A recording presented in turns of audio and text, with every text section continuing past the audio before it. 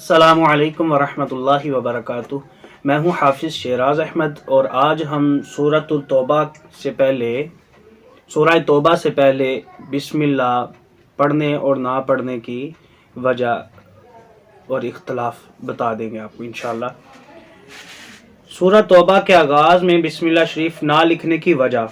علامہ بغوی رحمۃ اللہ علیہ نے اپنی سند امام احمد، ابو داؤد، نسائی، ابن حبان، الحاکم، ترمذی رحمہ اللہ تعالی نے ابن عباس رضی اللہ تعالی عنہما سے روایت کیا ہے کہ آپ رضی اللہ تعالی عنہما فرماتے ہیں، میں نے حضرت عثمان غنی رضی اللہ تعالی عنہ سے پوچھا کہ کیا وجہ ہے کہ تم نے سورہ انفال اور سورہ برات کو ملا دیا ہے اور ان کے درمیان بسم اللہ الرحمن الرحیم شریف نہیں لکھی، اور تم نے اسے سبع طوال میں ذکر کیا ہے، حالانکہ سورہ انفال مسانی میں سے اور سورہ توبہ معین جن کی 200 کے قریب آیتیں ہیں میں سے ہے۔ حضرت عثمان غنی رضی اللہ تعالی عنہ نے فرمایا کہ رسول اللہ صلی اللہ علیہ وآلہ وسلم پر مختلف صورتوں کی آیات نازل ہوتی تھی۔ جب کوئی آیت نازل ہوتی تو آپ کا کاتبان وحی کو بلاتے جو قرآن لکھا کرتے تھے اور فرماتے اس آیت کو اس صورت میں لکھو جس میں ایسا ایسا ذکر ہے۔ سورہ انفال ہجرت سے پہلے نازل ہوئی اور آخر میں سورہ برات نازل ہوئی۔ سورہ انفال اور سورہ توبہ کا قصہ آپس میں مشابہ ہے۔ نبی کریم صلی اللہ علیہ وآلہ وسلم کا وصال ہو گیا، لیکن آپ صلی اللہ علیہ وآلہ وسلم نے یہ بیان نہیں فرمایا تھا کہ سورہ توبہ اور سورہ انفال کا جز ہے، اس لیے میں نے ان کو جمع کر دیا ہے اور ان کے درمیان بسم اللہ الرحمن الرحیم نہیں لکھی، اور میں نے اسے سبع طوال میں لکھا ہے۔ بعض علماء فرماتے ہیں بسم اللہ نہ لکھنے کی وجہ یہ ہے کہ یہ سورہ امان کو اٹھانے کے لیے نازل کی گئی، جبکہ بسم اللہ الرحمن الرحیم امان ہے۔ اسی طرح ابو شیخ ابن مردودیہ رحمہ اللہ تعالی نے ابن عباس رضی اللہ تعالی عنہما سے روایت کیا ہے کہ آپ رضی اللہ تعالی عنہ فرماتے ہیں، میں نے علی بن ابی طالب رضی اللہ تعالی عنہ سے پوچھا کہ سورہ برات سے پہلے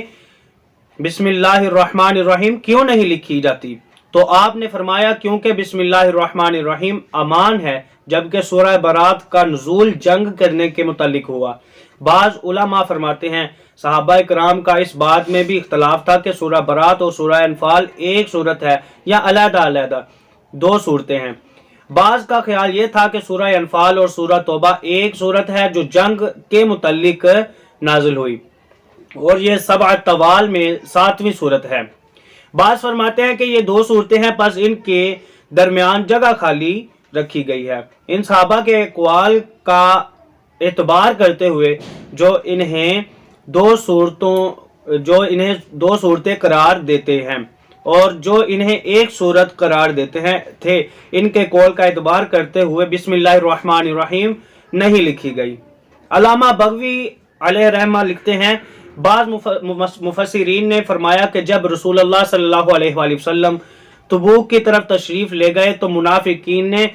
جھوٹے پروپیگنڈے کرنے شروع کر دیے،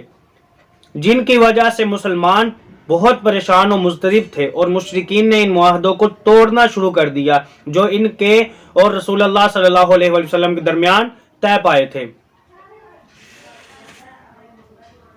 اللہ تعالیٰ نے ان کی عہد شکنی پر اپنے محبوب مکرم صلی اللہ علیہ وآلہ وسلم کو ارشاد فرمایا کہ آپ بھی ان سے معاہدوں کی تنسیخ کا اعلان فرما دیں، اور جمہور بہت زیادہ علماء کا یہی موقف ہے کہ سورہ انفال اگر پڑھتے پڑھتے آپ سورہ توبہ پر پہنچ جاتے ہیں